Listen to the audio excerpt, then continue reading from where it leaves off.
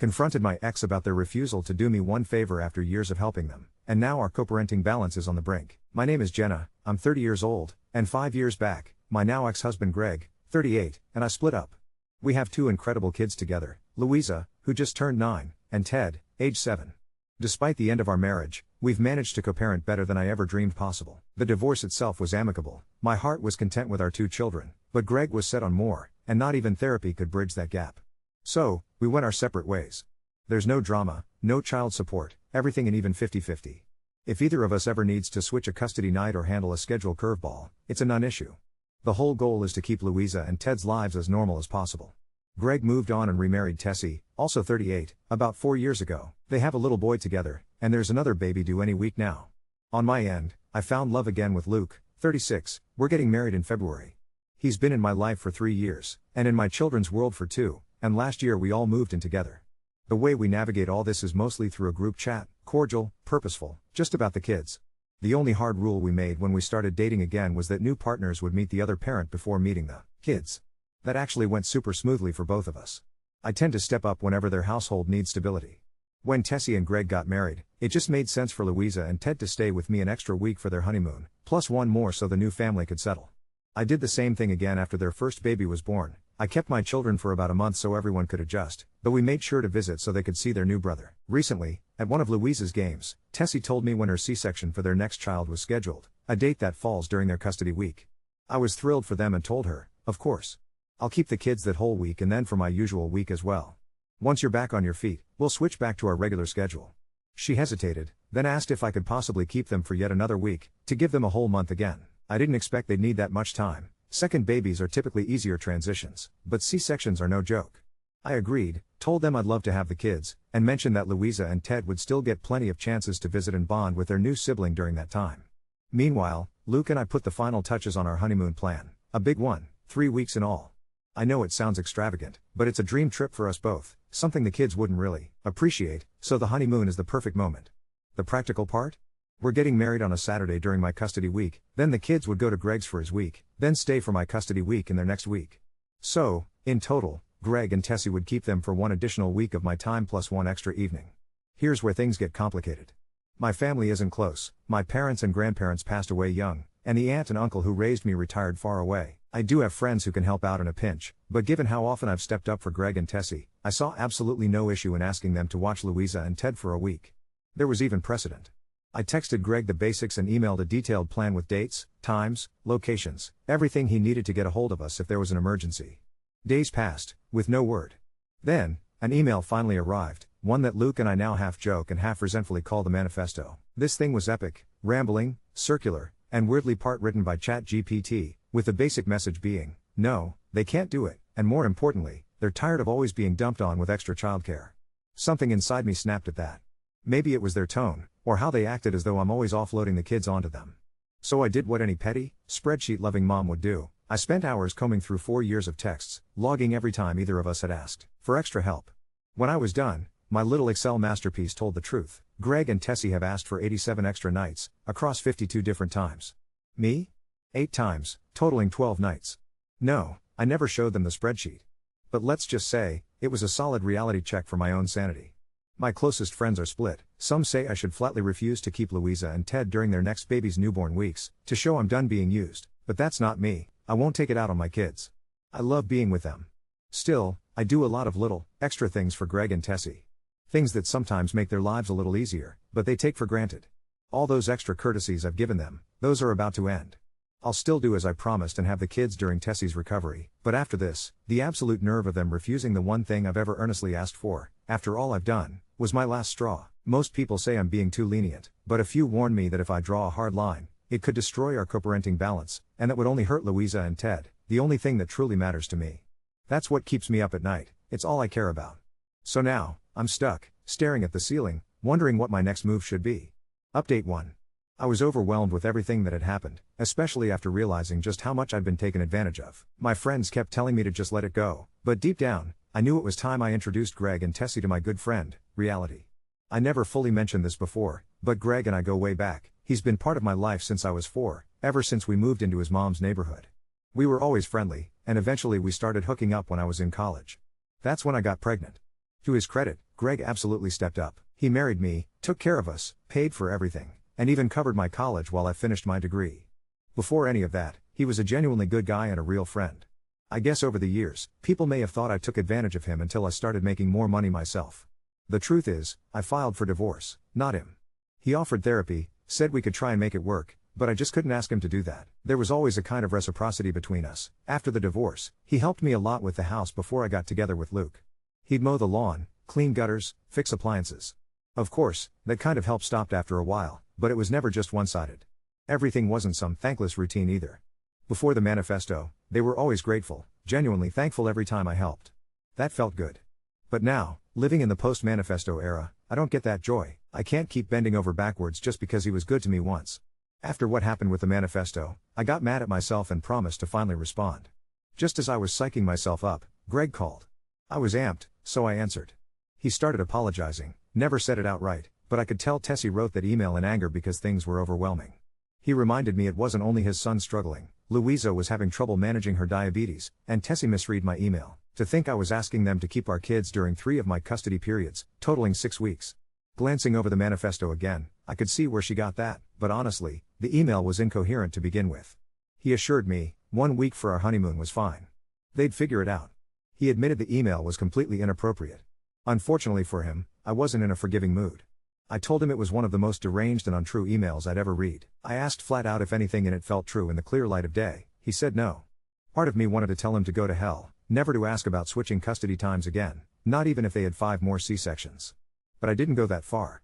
Instead, I told him I'd take the kids when Tessie had her C-section, keep them through my regular time, and expect them to come back to him after that, giving them 10 days to recover, etc. If he needed more help, then he had to find extra childcare for our kids himself, just like he had to with his other son. He tried to argue, but I bulldozed right over him and told him he could repay all the other times I'd helped with childcare simply by having the kids during my honeymoon. He agreed, said it was fair, thanked me. But I made it clear, that email was so out of line that all the extras I'd been doing were over immediately. Either they could find a new carpool, or if I kept picking the kids up from school, he or Tessie would need to pick them up from my home during their week. If they ever found themselves unable to care for the kids because of their son's issues or the new baby, I'd be open to helping, but only with a warning. After those accusations, I'd start tracking all of it, and if it became an issue, I'd file for primary custody. I asked if that would help, pointed out that if it came down to it, he could have the kids every other weekend and I wouldn't even demand child support, even though I knew I could. Greg insisted it wasn't necessary, they'd figure it out. He really didn't have much to say after all that, and apologized again. I told him that rebuilding trust wouldn't be impossible, but it was definitely going to take time and effort on both their parts. I was done putting in so much just to get attacked. He promised he understood and that he'd sort everything else out.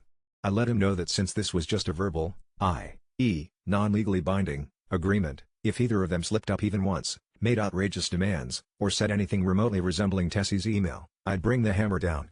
I even bluffed and said I had a lawyer on retainer. Sometimes you need to, when your character is being attacked. He confirmed he understood. Later, Tessie sent me a text apology. It seemed sincere, but I don't trust her. I don't think Greg would ever throw her under the bus, but for her to think it was okay to send such a demeaning, demonizing email to me after everything I'd done, it ruined any grace I was willing to give her. I just sent a short acknowledgement and went about my day. Now, both their lives are about to get much, much harder. If they try to put any of their discomfort or struggles on my kids, I'll move swiftly, but honestly, if it means my kids have a little less at their dad's house than they do with me, that's not the worst lesson for them. Their needs will always be met, I know that, and they've been in therapy for a while. I'm a little concerned Tessie might take her frustrations out on them, but I truly believe my kids would tell me if that happened. Just to address a couple of leftover points, the car in question is meant for my friend's stepdaughter, who's 15 and deep in that classic teenage, lack of motivation phase. As I was telling my friend about all this, her husband overheard, marched upstairs, and told his daughter it was time to take her permit test. She failed, this time, but she'll try again next week. He'll buy the car then, and Greg knows he has until then to source a new one. And the cat isn't. Tessie's cat became a part of our lives when Greg, in a burst of guilty divorce dad energy, presented it as Tessie's very first Christmas gift after everything. I have to admit, I'm really fond of the cat. She's incredibly sweet and loves to snuggle, and honestly, I haven't minded pitching in with her at all, especially since Louisa has shared how bad she feels that she can't help anymore. If it weren't for that empathy I feel for Louisa, I probably wouldn't have agreed to help in the first place. Thankfully, the baby's induction is coming up soon, and Greg won't be traveling much after that, so all of these little chores will become a non-issue. If they ever decide to have another baby down the line, it's clear they're going to need to actually hire someone to handle the cat's litter box duties instead of assuming I'll just step in. Truthfully, I've only scooped the litter 3 times, but even that has made me realize I should have drawn stronger boundaries from the start. Now, I'm shifting my focus fully onto enjoying the life I've built for myself, the one I've worked so hard to maintain. I know the others will always be a part of my life in some way, but it's clear now that the consequences of their choices have landed them in their current situation. It's really up to them to rebuild their support system. As for me, I'm looking ahead. I'm thrilled about the upcoming wedding, and I can barely contain my excitement about our trip to Japan. Update 2. Well, I wish I could say things settled down after my last update, but life had other plans. The baby arrived 2 weeks ago, a healthy little girl they named Emma. I kept Louisa and Ted for the full 10 days as promised, and honestly, it was wonderful having that uninterrupted time with them.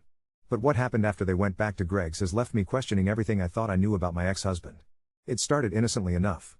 3 days after the kids returned to Greg's house, Louisa called me crying. Not her usual tears, these were the kind that make your stomach drop as a parent. She was hyperventilating, saying Ted had gotten hurt and there was so much blood and that Daddy wasn't home. I could hear Ted wailing in the background, and Tessie sounding completely overwhelmed with a crying newborn. I threw on clothes and broke every speed limit getting there. When I arrived, I found Ted with a gash on his forehead that clearly needed stitches, Tessie sitting on the couch looking shell-shocked while trying to nurse Emma, and no Greg in sight. Apparently, Ted had slipped on a wet bathroom floor and hit the corner of the vanity. Classic kid accident, but Tessie had frozen completely. I scooped up Ted, told Louisa to grab her overnight bag, and headed straight to the ER. While we waited, I texted Greg, Ted needed stitches. At Children's Hospital. Where are you? His response came 2 hours later, oh shit. Sorry, phone died. At work. How bad? At work. On a Saturday, at 7 p.m. When his wife just had major surgery 9 days prior and he's supposed to be on paternity leave. The ER doctor did a great job with Ted's stitches. He'll have a small scar, but nothing too dramatic. Louisa stayed glued to my side the entire time, and when I asked her what happened before Ted got hurt, she got that look kids get when they're protecting someone. After some gentle prodding, she finally told me that Daddy had been going to work a lot since Emma was born, sometimes not coming home until after their bedtime. I kept both kids that night. Greg finally showed up at my house around 11 p.m., reeking of alcohol and defensive as hell. He tried to brush off Ted's accident, saying kids get hurt and I was overreacting as usual. When I asked where he'd actually been, he got angry and accused me of interrogating him like we're still married. That's when Luke, who'd been watching from the kitchen, stepped in. Very calmly, he pointed out that Greg was clearly intoxicated and maybe shouldn't be driving. Greg got aggressive, started saying Luke had no right to parent his kids, and things escalated quickly. I had to physically step between them when Greg took a swing.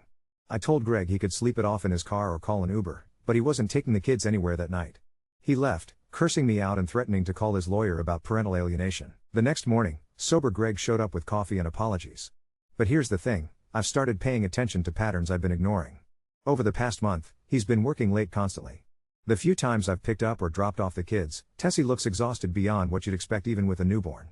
And both kids have mentioned multiple times that Daddy's always tired and grumpy. So I did something I probably shouldn't have. I called Greg's work. He was laid off 3 weeks ago. 3 weeks. Which means he's been lying to everyone, me, Tessie, probably his family, about where he's been going every day. While his wife recovers from surgery with a newborn and 2 stepkids, he's been. What? Drinking? Gambling? Having an affair? I haven't confronted him yet because I honestly don't know how.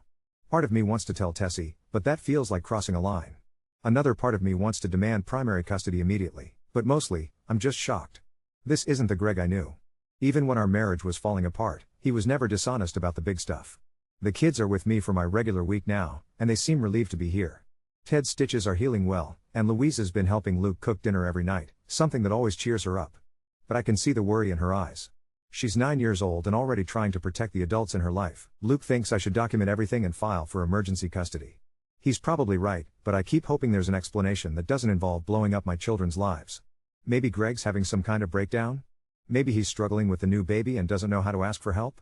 Or maybe I'm just making excuses because it's easier than accepting that the man I trusted with my children's well-being is falling apart. The wedding is in 6 weeks, and our Japan trip is supposed to be the fresh start Luke and I have been dreaming about. But now I'm wondering if I can even leave the country knowing Greg might be this unstable. I never thought I'd say this, but I actually miss the days when my biggest complaint was Tessie's passive-aggressive emails about extra childcare. At least then I knew where everyone stood. Now I'm just trying to figure out how to protect Louisa and Ted from whatever mess their father has gotten himself into, while pretending everything is normal until I decide what to do next. Update 3. I thought I'd hit rock bottom in my last update, but apparently the universe had other plans.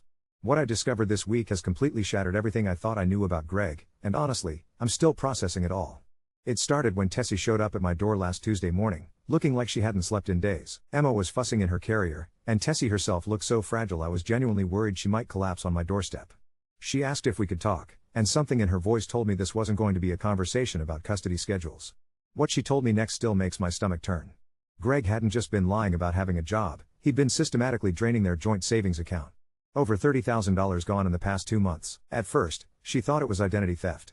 Then she found the poker app on his phone and the browser history full of online betting sites. But that wasn't even the worst part. 2 days after Emma was born, while Tessie was still in the hospital, Greg had tried to take out a second mortgage on their house. Thank God the bank required both signatures, because she had no idea until they called asking why she hadn't come in to sign the paperwork. I sat there listening to her break down, holding this tiny baby who had no idea her world was imploding, and I felt something I never expected to feel for Tessie, genuine sympathy. She'd been covering for him, making excuses, believing his lies about work stress and adjustment issues with the new baby. Sound familiar? Then she said something that made my blood run cold. Jenna, I think he might be using again. Using again. As in, this had happened before. As in, there was a whole chapter of Greg's life I apparently knew nothing about, despite knowing him since I was 4 years old. Tessie explained that Greg had struggled with prescription painkillers in his early 20s, after a back injury from construction work. She'd known him then, they'd actually dated briefly before he and I got together in college. He'd gotten clean, stayed clean throughout our entire marriage, but the stress of the new baby, the financial pressure, losing his job, she thought maybe he'd started taking pills again to cope and it had spiraled into gambling to pay for them. I felt like I was having an out-of-body experience. How could I have been married to this man, had children with him, and never known about any of this? But then I remembered, Greg was always very private about his past. When we'd met in college, he told me he'd worked construction to pay for school, got injured, couldn't do the physical work anymore, so he'd switched to office work. I'd never pressed for details because why would I? The really sick part? While Tessie was telling me all this, confessing that she was terrified and didn't know what to do, Greg was at my house. Luke had taken the day off to hang Christmas lights, and Greg had shown up asking if he could help out and spend some time with the kids. I'd thought it was sweet, like maybe he was trying to get his act together. I excused myself from Tessie and called Luke. When I asked to talk to Greg, Luke said he'd left about an hour ago, claiming he had a work call. But here's the thing, he'd asked Luke if he could borrow $40 for gas, and Luke, being the generous person he is, had given it to him without question. I wanted to throw up. While his wife was at my house crying about their financial ruin, Greg was manipulating my fiancée into giving him gambling money. When I got back to Tessie, she was holding Emma and crying so hard I was afraid she might hyperventilate. She told me she'd already spoken to a lawyer about separation, but she was terrified of what Greg might do if he realized she was planning to leave. The lawyer had advised her to document everything and suggested she might want to seek temporary custody of all the children, including Louisa and Ted, if Greg was actively using substances. That's when it hit me. Tessie wasn't just here for emotional support or to warn me about Greg's gambling. She was here because she was genuinely worried about my children's safety, and she thought I should know everything before making any decisions about custody. I called my own lawyer that afternoon. Emergency consultation. Laid out everything, the mysterious disappearances, the lying about work, the financial problems, the possible substance abuse, Ted's accident happening while Greg was absent. My lawyer was very clear, I needed to file for emergency temporary custody immediately. She said the combination of financial instability, possible substance abuse, and Greg's pattern of abandoning his responsibilities created a compelling case for the children's safety being at risk. But here's where it gets complicated. When I went to pick up Louisa and Ted from school that day, it was still technically Greg's week. Louisa ran up to me with the biggest smile I'd seen from her in weeks. "Mommy. Daddy took us out for ice cream at lunch and said he's going to take us to Disney World for Christmas break. He got a new job with lots of money." My heart sank. He's making promises he can't keep, probably trying to ensure the kids don't say anything negative about him, and setting them up for massive disappointment. Or worse, what if he's planning to take them and run? People with gambling addictions and facing divorce have done crazier things. I managed to keep it together until I got the kids home, but then I completely broke down to Luke. He held me while I sobbed, and then he said something that made me love him even more. "Whatever you need to do to protect them, I'm with you. If that means postponing the wedding, canceling Japan, becoming instant full-time parents, I'm in." I filed the emergency custody petition yesterday. Greg doesn't know yet. The sheriff's department will serve him tomorrow. I've already arranged for the kids to stay with me for the rest of the week so they're not around when it happens. Tessie texted me this morning that Greg never came home last night. His phone is going straight to voicemail. Part of me is relieved that he won't be around when he gets served, but another part of me is terrified about what he might be doing or what state he might be in. The lawyer says the emergency hearing should be within the next few days. I have documentation, I have witness statements from Luke and Tessie, and I have 4 years of text messages showing my reliability versus Greg's recent erratic behavior. What kills me is that a month ago, I was annoyed about some snarky emails and extra babysitting requests. Now I'm genuinely afraid for my children's safety and wondering how I missed so many red flags. Luke keeps reminding me that addiction is a disease of secrets and lies, and that even the people closest to addicts often don't see it coming. Louisa asked me this morning why we're having another sleepover week at my house, and I didn't know what to say. How do you tell a 9-year-old that her father is falling apart and you're trying to protect her from it? For now, I just said that Daddy and Tessie need more time to adjust to having baby Emma, and we'll figure out the schedule soon. Ted, thankfully, seems oblivious. His stitches are healing nicely, and he's been building elaborate Lego cities with Luke every evening. But Louisa, she knows something is wrong. I can see it in the way she watches me when she thinks I'm not looking, the way she hugs me a little tighter at bedtime. I don't know what's going to happen next. I don't know if Greg will show up to the hearing, or if he'll try to contact the kids, or if he'll disappear entirely. I don't know if Tessie will be able to rebuild her life with a newborn and no savings. What I do know is that my children are safe right now, and I'll fight like hell to keep them that way. Even if it means our perfect co-parenting relationship, the one I was so proud of, becomes a casualty of Greg's choices. The wedding is still 6 weeks away, but honestly, it feels like a lifetime. Right now, I just want to get through the custody hearing and figure out what normal looks like for Louisa and Ted in this new reality. Update 4. I honestly don't know where to even begin. The emergency custody hearing was 3 days ago, and what came out during those proceedings has left me questioning literally everything I thought I knew about my life for the past decade. Greg showed up.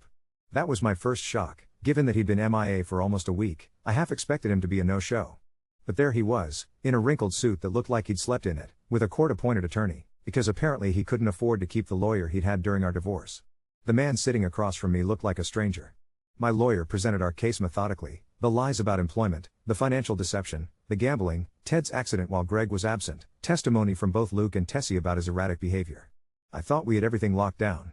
Then Greg's attorney stood up and dropped a bomb that I'm still trying to process. Apparently, Greg had been seeing a therapist for the past 6 months. Not just any therapist, a specialist in gambling addiction and family trauma. And according to the documentation they presented, Greg had been trying to get help well before everything fell apart. The therapist's notes showed that Greg had disclosed his past addiction issues, which, yes, I apparently never knew about despite being married to the man for years, his current struggles, and his fears about being able to provide for his growing family. But here's the part that made me feel like I was in an alternate universe. The therapist's notes also contained detailed accounts of Greg's sessions where he talked about feeling pushed out of Louisa and Ted's lives. According to these notes, Greg felt that I'd been gradually taking over more and more of the parenting responsibilities, and that Luke had become more of a father figure to his children than he was. Reading those notes in court, while my children were at home with my future husband building Lego cities, was like getting punched in the stomach. Had I been unconsciously edging Greg out? Had my eagerness to handle everything, to be the reliable parent, actually been damaging his relationship with our kids? The judge wasn't buying it entirely. The gambling and financial deception were still major concerns, but she ordered supervised visitation rather than the complete suspension of Greg's parental rights that I'd been hoping for. Worse, she ordered family therapy for all of us. All of us. Including Luke. I left that courthouse feeling like I'd won and lost simultaneously. But the real curveball came 2 days later. Tessie called me, and I could immediately tell something was different in her voice. Not the broken, desperate woman who'd shown up at my door 2 weeks ago. This Tessie sounded resolved. Jenna, I need to tell you something, and you're not going to like it. Apparently, while I'd been focused on the custody battle, Tessie had been doing some detective work of her own. She'd gone through Greg's phone records, bank statements, everything she could get her hands on.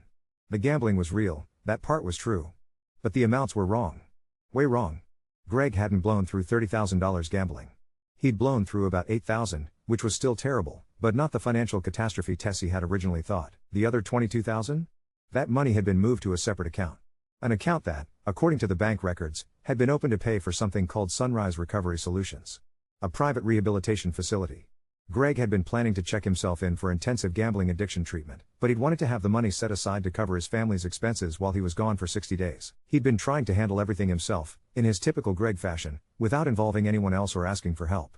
But Tessie, I said, feeling increasingly confused, if that's true, why didn't he just tell you? Why all the lies? Her answer made my blood run cold. Because he was afraid you'd use it against him in a custody battle. He said you'd been different since you got engaged to Luke, more protective of the kids, less willing to work with him on things. He thought if you found out he was struggling with addiction again, you'd try to take Louisa and Ted away from him completely.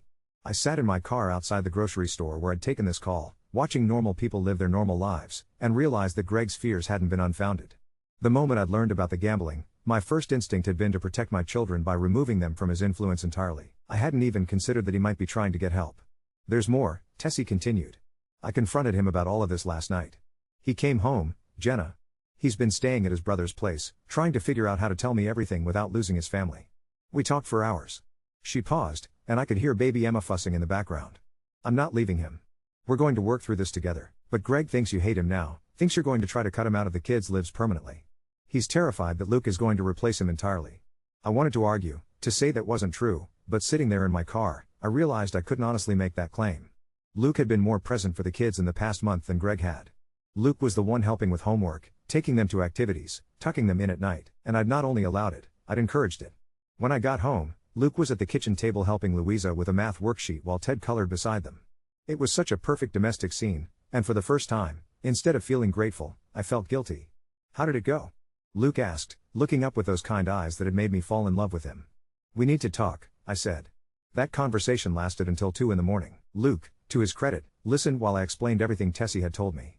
He didn't get defensive when I suggested that maybe we'd been too quick to step into the parental role with Louisa and Ted. He didn't argue when I said I thought we needed to step back and give Greg more space to be their father. But then he said something that stopped me cold.